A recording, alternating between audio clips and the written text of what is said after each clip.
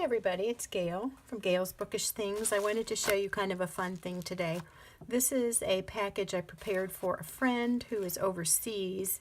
She travels a lot and has been to different parts of the world, and I was going to mail this to her. I talked to her mom and she said no, she's going to be home this summer. The mail service where she is unreliable, so it would be best if you just keep it and give it to her in person. So I forgot what it looked like, and so I took the tissue off of it earlier today, but I thought it would be fun to go through this travel memory keeping album that I made for my friend Jillian.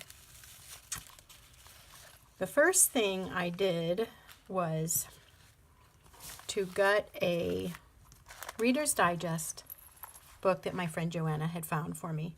It was a really neat cover. It has this embossed horse, or Pegasus. You can see it's got the original spine. I sewed in the signatures. And it's a little bit smaller than the typical junk journal that I make that's just paper folded in half. A normal size of copy paper. For her, I tried to make a tassel that, let me try to pick that up and show you closer, featured a travel flavor. The thing said, the little charm says life, and I have a Statue of Liberty charm on there. And then this is a little bit thinner of a tassel than what I generally prefer to make. I just started making these when I put this one together. Now I like my tassels a lot fuller, a little bit shorter maybe, but just a lot more kind of chunky looking. But I think this one works okay because I kind of gave her a bare bones journal. I didn't add a lot of tuck spots. I didn't add a lot of corner insert slots, belly bands, or the vertical bands. I just made primarily plain sheets of different kinds of scrapbooking paper, coffee dyed paper, ledger paper, graph paper, things like that, where my friend can attach whatever memorabilia she wants to put in. She can put in ticket stubs or pictures from an outing, you know, whatever. Cards maybe that she receives when she's out of town. Although maybe she doesn't get those because of the mail. I don't know, but just focusing primarily on travel and also adding elements of scripture is what I featured in this. I did put together the ephemera pack for her, so when she goes through the junk journal, she can add stickers, she can add bookmarks in where she wants some. Some of the things are from Illustrated Faith, and some are just random stickers I have found here and there at craft stores. I'm hoping you can see this. I've had trouble getting just the right angle with my camera. Here is an old-fashioned looking travel page, scrapbook paper. Follow Your Dream washi. Here's a adult coloring book page, and it had old suitcases, so I thought that was really good for a travel journal.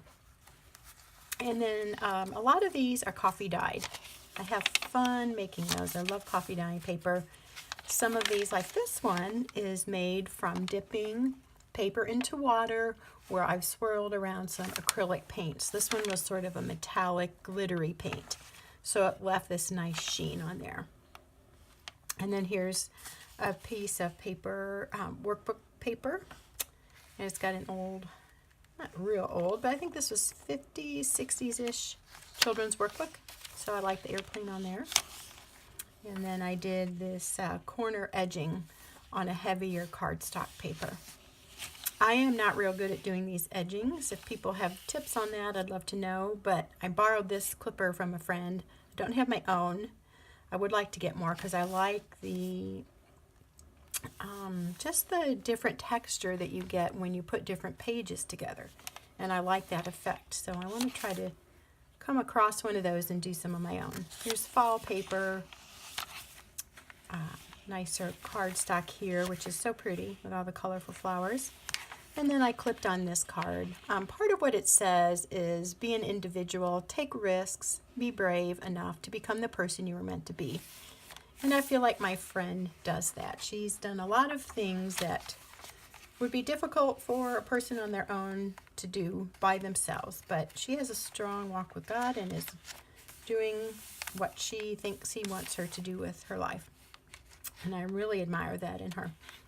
I put in a lot of pages that feature maps in honor of her traveling lifestyle and the fact that she's been to other parts of the world. Here's a really cool effect made with this coffee dyeing. This is just a craft paper envelope. If you do this in a junk journal and you don't already know this trick, make sure that you just snip the envelope just a little so that you can be sure to get the flaps up and use the storage space inside. Typically I add a lot more embellishment to my junk journal pages. I really like them to be a fun scavenger hunt, you could say, or a treasure hunt. It's like I say, a visual treasure hunt, because wherever you look in a junk journal, if they're really well embellished, is just all kinds of little nooks and crannies and hidden little spots for journaling or recording a memory or putting in a piece of ephemera or a keepsake. This one I left, as I said, a little more blank so she can do a lot of journaling about her experiences outside of the United States. I really like these little workbook pages. I found these at our local library. There's a section there where they're always selling used books. And I added that one. And I made her a little shaker card. I thought the butterflies were kind of cheery and it just, I don't know. You know, they're just kind of fun little highlights to a journal. This clip is kind of hard. I'm going to slide that over because it's kind of denting that. And then here's some artist sticker embellishments that I've put on. I don't recognize that painting, but I think all my stickers were by Van Gogh, so I'm going to say Van Gogh, but could be wrong. Again, the travel paper. And more of the glittery sheened paper. This is just that yellow ledger or legal paper. More maps. Ledger, more trimmed cardstock. Here again, the colorful flower sticker, and then traveling by hot air balloon. I liked adding some French flavor to this album because my friend also speaks French. So using this just inexpensive page from the dollar store calendar is fun to add that French flair or kind of a vintagey look, because most of them kind of look like they're kind of Victorian, I think, or something of that era. Here is coffee dyed paper. I trimmed it with one of those, I don't know, they're like a tab cutter. I don't know what the official name of them is. And then I used the Tim Holtz stencil here. I just put it on and partially stenciled the honeycomb design onto the coffee dyed paper. And this idea I got from one of our YouTuber friends in the UK. Don't remember which lady, but she does great vintage journals, and she did a lot of her pages like that, and I tried that style here and really enjoyed that. Again, coffee dyed adult coloring pages. Here's a little planner page I got at Goodwill, just a pack of date book pages, but I liked the saying here. It says, "Say yes to new adventures," and I feel like that characterizes my friend's lifestyle.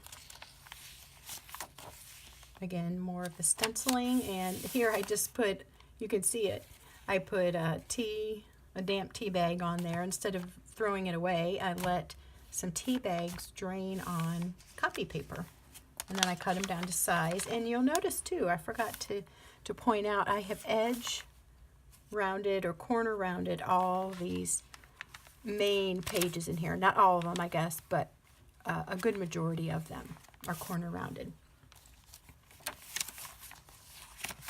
More calendar. Here's a little piece my friend gave me. It says "My View," and there's a city, and it's a little pin. I guess it's for a bulletin board maybe, or I know she could insert it somewhere else in the book. That's why I just washi taped it on. All kinds of room here for her to write in. And these solid pages, you might think, well, what's that for? It's a great place to put a photograph or any other memorabilia. You could staple it in, glue it in, washi tape it in. If you washi tape things, they are, you know, easier to get out if you decide you don't like it. So I really recommend the washi. I want to point out here too, you can see where I have used duct tape to reinforce the junk journal spine. And I just sewed through that. It does make it strong. I'm not as big on the look of just the raw tape there. So now when I make a junk journal, I will typically line the inside of the spine. You can see maybe where the tape is there.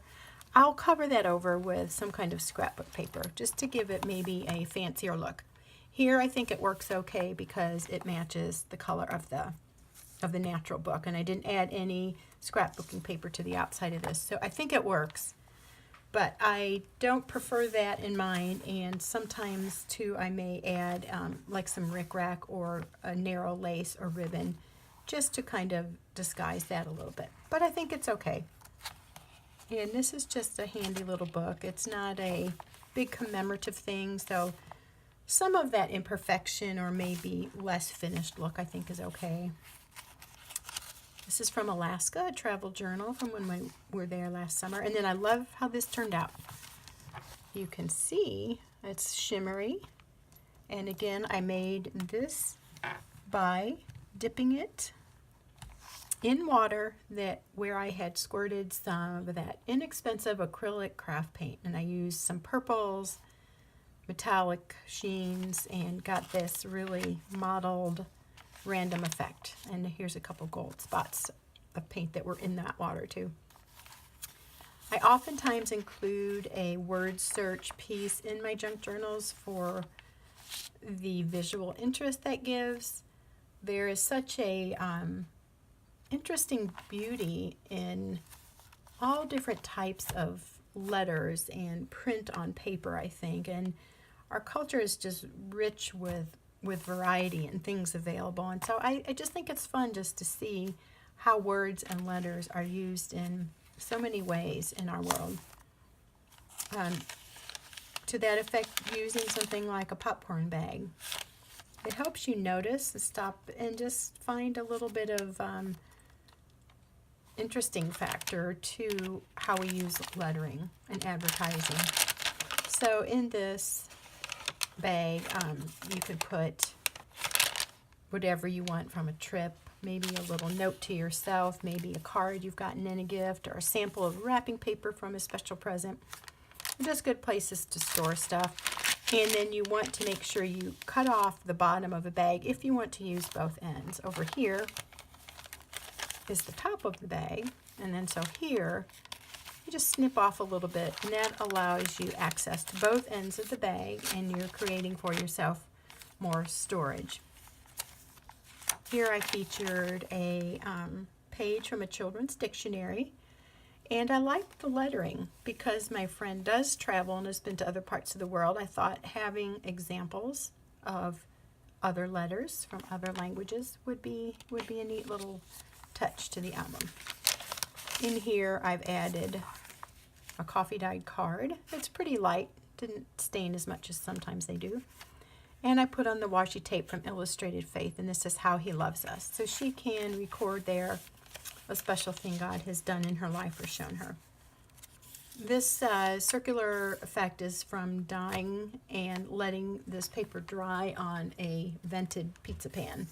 So when you make your coffee dyed paper, just think creatively. Put it on different kinds of pans that maybe have a different finish on the bottom. You can also, say, take a coffee mug when it's wet and just kind of stamp it on there, or let it sit and let the coffee pool around the base of your mug, and you can get a ring. There are also stencils if you like that coffee ring look.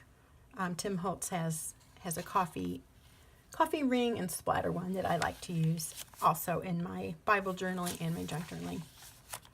Daphne's Diary is a great magazine to read, not only for the fun stories and travel articles, but she often has fun little things like this in there.